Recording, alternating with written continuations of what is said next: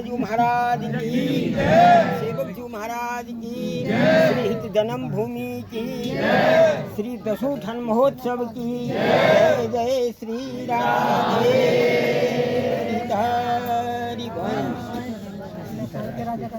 आज परम हर्ष उल्लास का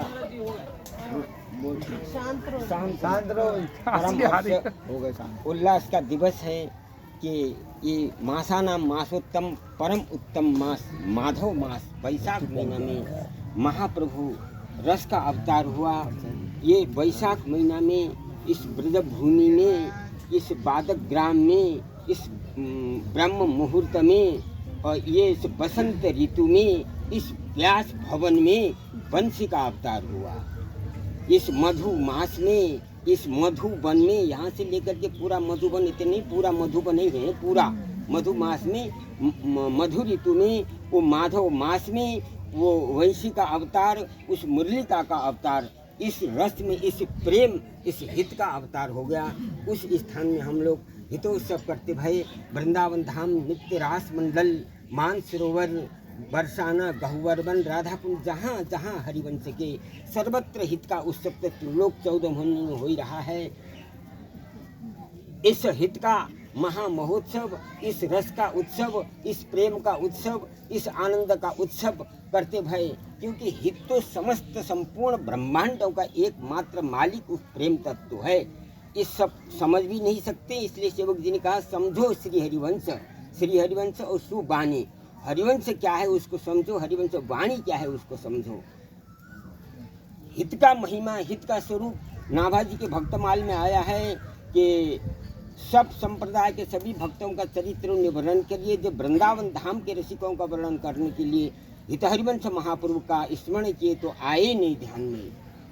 तो उन्होंने अपने अगर स्वामी जी ने कह दिए थे कि हे नाभाजी, तो आप जिन जिन गुरु का स्मरण करोगे वो तुम्हारे हृदय में आ जाएंगे। उन्होंने सोचा कि इनके श्री गुरु कोई और होंगे, श्री कृष्ण होंगे और कोई संत होंगे, नहीं आए। तब अग्रज स्वामी जी ने ध्यान किए तो इनके गुरु तो राधा रानी हैं। तब उनने फिर राधा रानी के प्रार्थना किए, भजा मन राधिका के चरण। तो बिना कृपा राधा रानी की क्यों असरण हितजू की पावे।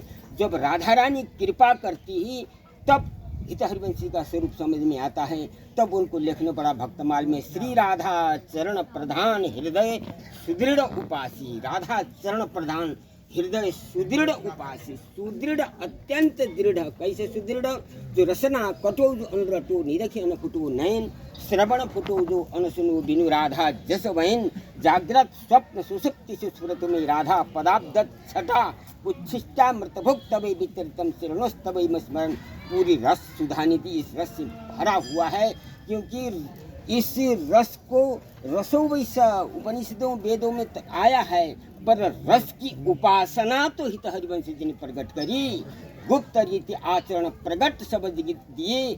श्री ब्रह्म रुद्र सनक 4 संप्रदाय हैं, न श्री में है, न रुद्र में है, न सनक। चारों संप्रदाय में रस भक्ति का वर्णन नहीं है, वृंदावन रस का वर्णन नहीं है, भगवत भक्ति का वर्णन। ये भगवत भक्ति के आचार्य 4 संप्रदाय के पीछे हो गए। चारों संप्रदाय में भगवत भक्ति रस का स्थापना किए, पर वृंदावन रस को स्थापना करने वाले तो वंशी जी है। वंशी द्वापर में भी इसने सबको खींच करके रासमंडल में पहुंचाने वाला यही वंशी है।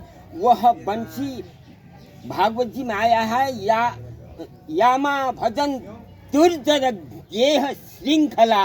यहाँ बड़े बड़े भागवताचार्य बैठे हुए हैं कि दुर्जर इस वेद परिपाटित मर्यादा की श्रृंखला को तोड़ करके रासमंडल में पहुंचाने वाले कोई सामर्थ्य है तो वंशी है।